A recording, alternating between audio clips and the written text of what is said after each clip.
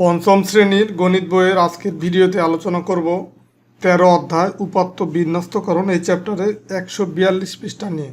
তো আজকে আমরা এই 13 অধ্যায়ের প্রথম পৃষ্ঠায় একদম বেসিক আলোচনা করব এবং এগুলো সম্পর্কে জানার চেষ্টা করব, যেমন উপাত্ত বিন্যস্তকরণ। তো এটা উপাত্ত বলতে কি বোঝায় সেটা আগে আমরা দেখব। তো উপাত্ত হচ্ছে একটা সংখ্যা, যে কোনো গবেষণার কাজে সংশ্লিষ্ট অনুসন্ধান ক্ষেত্র হতে জরিপের মাধ্যমে যে সংখ্যাবাচক পরিমাপ সংগ্রহ করা হয়। যেমন উদাহরণ দিয়ে যদি বুঝাই, এই যে এখানে দেখো ক শাখার জন্য কিছু তথ্য দেয়া আছে বা ডাটা দেয়া আছে, এগুলাকে বলা হয় তথ্য বা ডাটা বা উপাত্ত, একই জিনিস। মানে উপাত্ত বা তথ্য বা ডাটা এগুলো হচ্ছে একই জিনিস। তো এখানে খ শাখার ক্ষেত্রে এরকম কিছু মান দেয়া আছে বা সংখ্যা দেয়া আছে, আবার ক শাখার ক্ষেত্রে দেওয়া আছে। তো এগুলো প্রত্যেকটাকে এক একটা, এই যে প্রত্যেকটা যে সংখ্যা, যে 25, 24, 15, এগুলাকে এক একটা উপাত্ত বলা হয় বা ডাটা বলা হয় বা তথ্য বলা হয় বা সংখ্যা বা মান। তার মানে যে কোনো সংখ্যা বা নাম্বার এগুলাকে বলা হয় এক একটা উপাত্ত। আর সেটা আমরা এই ম্যাথ করার সময় দেখব যে সেটা হতে পারে যে তোমাদের যেমন স্কুলের ক্লাসে যে ছাত্র সংখ্যা, সেটা হতে পারে যে ক শাখায় কতজন আছে, খ শাখায় কতজন আছে, সেটা হতে পারে। বা প্রত্যেক ছাত্রের ওজন বা প্রত্যেক ছাত্রের উচ্চতা, এরকম যে কোনো কিছুর ক্ষেত্রে সংখ্যাবাচক যে মান সেগুলাকেই বলা হয় উপাত্ত বা সংখ্যা। তো আমরা এখানে যে ম্যাথটা দেয়া আছে যে পঞ্চম শ্রেণীর শিক্ষার্থীরা গত 3 মাসে প্রত্যেকে কতবার বাড়ির কাজ জমা দিয়েছে শিক্ষক তা যাচাই করতে চান।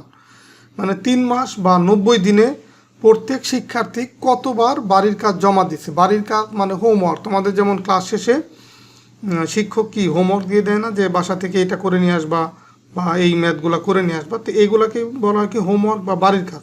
তো সেই হোমওয়ার্ক বা বাড়ির কাজ প্রত্যেক শিক্ষার্থী কতবার জমা দিয়েছে, কোন শাখার শিক্ষার্থীরা সবচেয়ে বেশি বাড়ির কাজ জমা দিয়েছে তা নিচের ছকটিতে লক্ষ্য করি। তো এখন ধরো 20 জন ছাত্র আছে, 20 জন ছাত্রের ভিতরে সবাই তো সমান সংখ্যক হোমওয়ার্ক দিবে না। কেউ দেখা গেল যে 20 জন তোমার 90 দিনে 30 বার দিছে, কেউ 25 বার দিছে।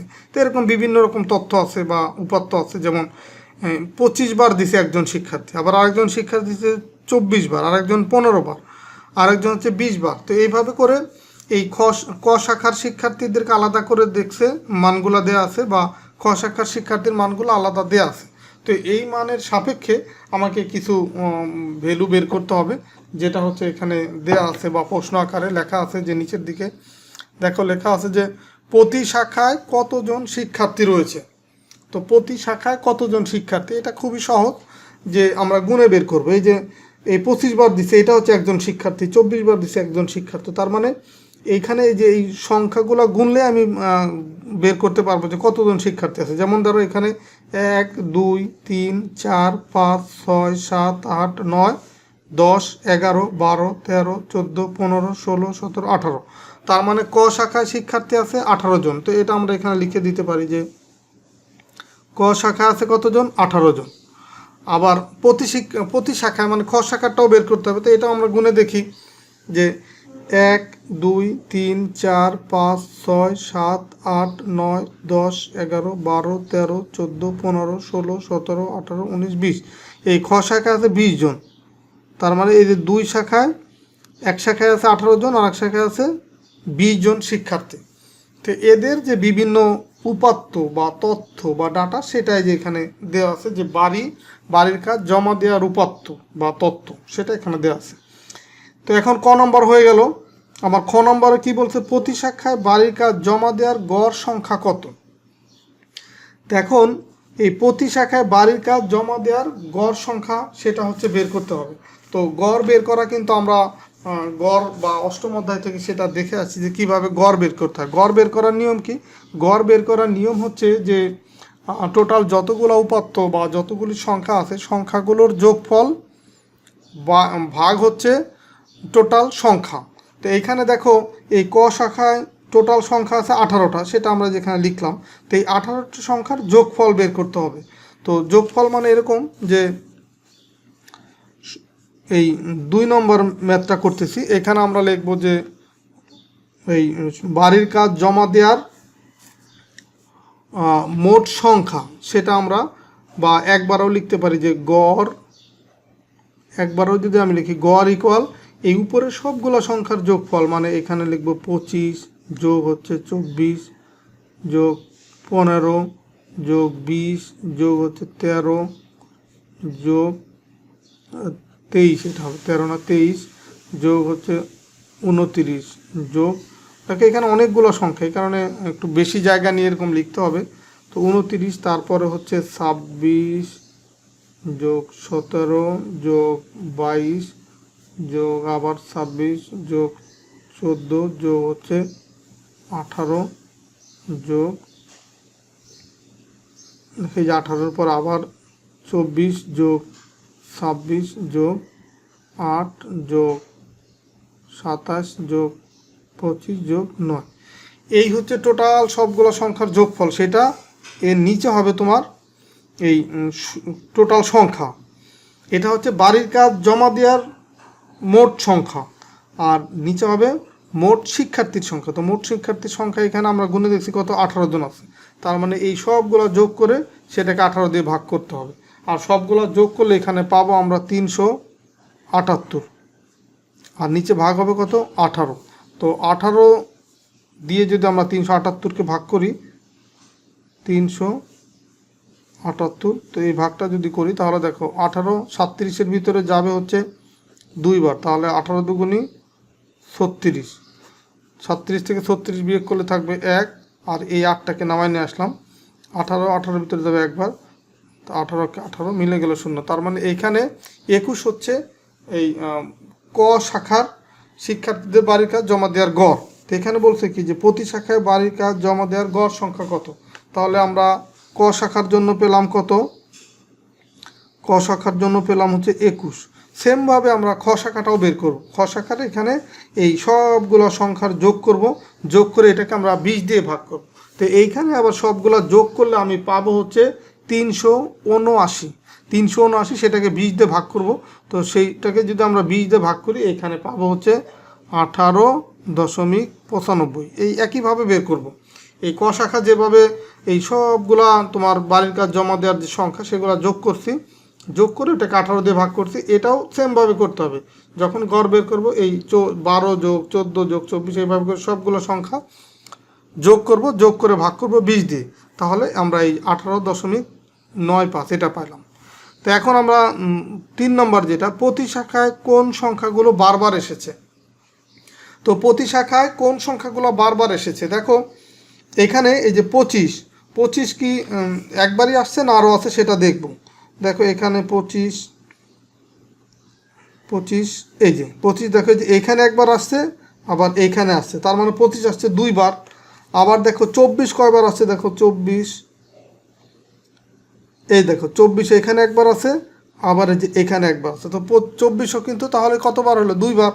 এরপরে দেখো 15 নাই একবারই, 20 এটাও নাই, এই 29 দেখা আছে, এই যে একবার 29। এরপরে দেখো এই যে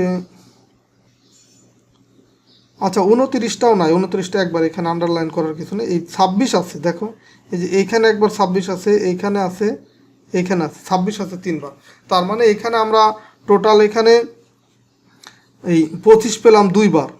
এখানে লিখবো যে ক শাখায়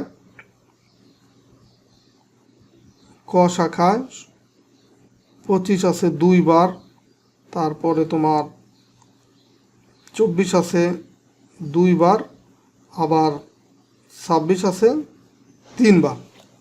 এটাই হচ্ছে ক শাখার জন্য অ্যান্সার। আবার খ শাখার জন্য, খ শাখা দেখবো যে কোনটা কতবার আছে। দেখো খ শাখায় তোমার এই 12 আছে, এই যে এখানে একবার 12, আবার ধরো এই যে এখানে আবার 12 আছে, এই যে 12 আছে, এই যে 12 আছে, তার 12 আছে কিন্তু 4 বার, 12 4 বার আছে। দেখো এই 1 2 3 4 বার। এরপরে দেখো 14 নাই একবারই আছে, 24 আছে, দেখো এই যে একবার 24, এই যে আর একবার 24, তো 24 আছে 2 বার, 24 আছে 2 বার। এরপরে দেখো 29, এই যে একবার, এই যে একবার, এই যে একবার, 29 আছে 3 বার, এই যে আর একবার 4 বার, 29 আছে 4 বার। তো এরপর যে সংখ্যায় যে দেখো 16 আছে একবার, এখানে আরেকবার 2 বার, 16 আছে 2 বার। তো এই বাকি সংখ্যাগুলো আর রিপিট নাই, মানে বাকি সংখ্যাগুলো একবার করেই আছে। তো এইভাবে করে তোমাকে গুণে দেখতে মানে দেখতে হবে, চেক করে দেখতে হবে যে কোন সংখ্যাটা কতবার আছে, সেইভাবে তুমি বের করে এইভাবে লিখে দিলেই হবে। এরপরে দেখো 4 নম্বর যেটা, প্রতি শাখায় সর্বোচ্চ ও সর্বনিম্ন সংখ্যাটি কত, এবং ক শাখায় এই সর্বোচ্চ সংখ্যাটি কত সেটা দেখব। ক শাখায় দেখো এখানে সর্বোচ্চ আছে ওই যে 29, এটাই হচ্ছে সর্বোচ্চ সংখ্যা। আর সর্বনিম্ন সংখ্যা দেখো কত আছে, এটা চেক করে দেখতে হবে। সর্বনিম্ন সংখ্যা এই দেখো 8, 8 হচ্ছে সর্বনিম্ন সংখ্যা, আর সর্বোচ্চ সংখ্যা হচ্ছে কত 29। এটা হচ্ছে তোমার এটার জন্য সর্বোচ্চ সংখ্যা হচ্ছে 29, সর্বনিম্ন হচ্ছে 8। এটা হচ্ছে ক শাখার জন্য। আর খ শাখার জন্য আবার দেখব এখানে কত আছে, এখানে দেখো এই যে 29, এটাই হচ্ছে সর্বোচ্চ সংখ্যা। আর সর্বনিম্ন সংখ্যা দেখো এখানে কত আছে, এখানে 9, এখানে হচ্ছে 8, এই যে 6, এই 6 হচ্ছে সর্বনিম্ন সংখ্যা। তো এটা হচ্ছে ক শাখার জন্য 29, 8।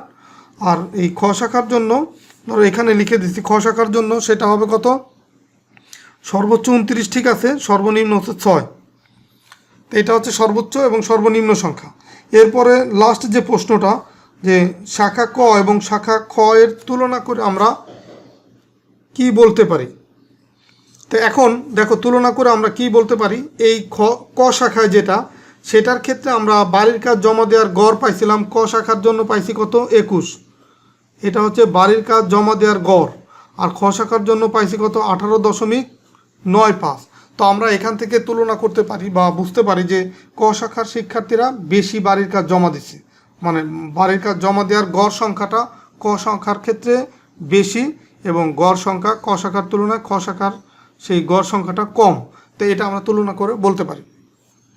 তো এরপরে দেখো নিচের দিকে আরও কিছু প্রশ্ন আছে, যে গড় সংখ্যাটি নির্ণয় করো। তো গড় সংখ্যাটা আমরা অলরেডি নির্ণয় করে ফেলছি, যে ক শাখার জন্য গড় সংখ্যা কত, গড় সংখ্যা হচ্ছে তোমার 21 হচ্ছে গড় সংখ্যা, মানে বাড়ির কাজ জমা দেওয়ার গড় সংখ্যা 21। আর খ শাখার জন্য এই গড় সংখ্যাটা কত 18.95। তো এটাই হচ্ছে তোমার ক শাখা এবং খ শাখার উত্তর। এরপরে দেখো সঠিক ধারণাটি বেছে নেই, নিচের দিকে আরেকটা প্রশ্ন আছে, সেটা হচ্ছে এই যে উপরের গড় সংখ্যা থেকে আমরা বলতে পারি যে ক শাখার শিক্ষার্থীরা খ শাখার শিক্ষার্থী অপেক্ষা বেশি বাড়ির কাজ জমা দিয়েছে।